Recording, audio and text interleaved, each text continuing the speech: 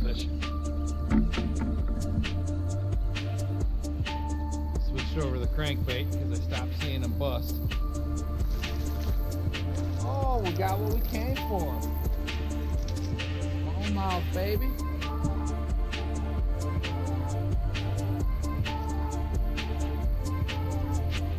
Pound for pound, smallmouth.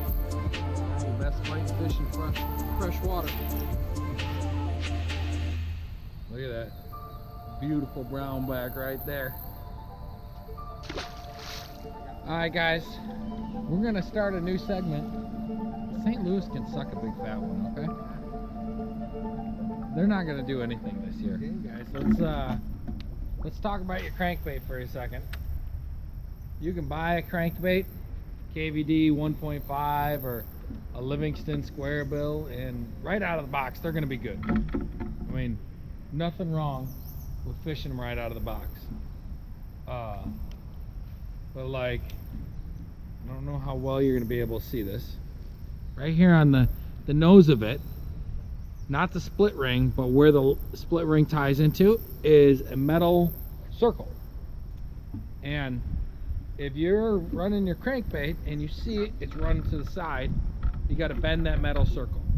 Sorry about the noise, I'm running the trolling motor, fishing a heavy current. But you got to move that circle just a little bit. It's called tuning your crankbait. You move it till your crankbait's running straight. Now that's going to help it out a lot. Then you're going to be able to bump cover right, and you know, when you cast along the bank, it'll run true with the bank.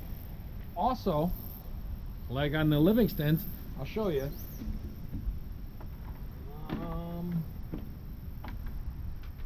Where'd those treble hooks go to? So, here's the treble hook that comes on the Livingston. I changed it out. Look at the size difference on that. These are triple grip short shank hooks by Mustad. They're bigger, they're wider, and the little bar coming down, the shank they call it, is shorter. So you're able to get a bigger hook on there. It is my opinion you should put the biggest hook you can fit on a crankbait without distorting the movement. So like these, I'll show you as soon as I get it in here. These hooks, they won't hook themselves together. See that? That's as far as they'll go. So that's the biggest hooks I can fit on there until they start hooking themselves together. And that's going to help you run a crankbait. Well, it's going to help you hook more fish while you're running your crankbait. I don't know a lot, but I know bigger hooks mean better, you know, reeling in better fish. Not better fish. I'm an idiot. It means that they can't throw the hook as easy in my world. It's been my experience. Little hooks, you can't really bury them that deep. Big hooks, you can get in deep. That's just a little bit of 101 on crankbaits. Make sure they're running straight. Make sure you got good hooks on them. I would ask Josh to talk about them, but Josh hadn't caught anything, so I don't know if you trust him. I'm camera shy.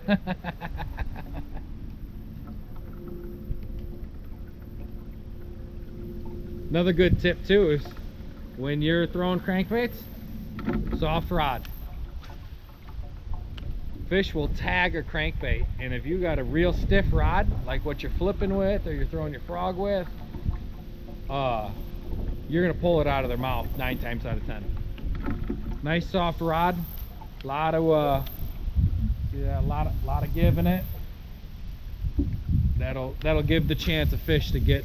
It'll give the fish a chance to get the lure all the way in their mouth. Makes a big difference. Also means you don't get snagged as much too.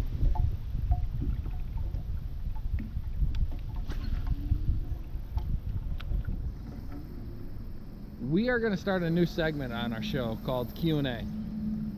And once an episode, maybe twice, but Probably once. Depending on how it goes. Yeah, depending how long the episode is too. You guys are gonna email us a question. Record yourself at your phone, whatever question you got, you know, it doesn't matter. It doesn't have to be fishing related. Just suggest something for us to do. yeah, you suggest something. Whatever you got. Take a selfie, record yourself asking the question, email it to us. I'm gonna put the email right down there. It is fishingsnotacrime309@gmail. I'm pretty sure.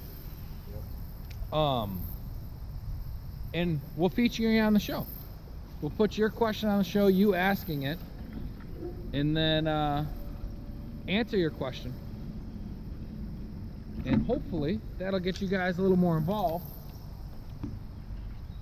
with the show. Sorry, I see some fish busting up here. We'll pick up the popper, see if I can't get them.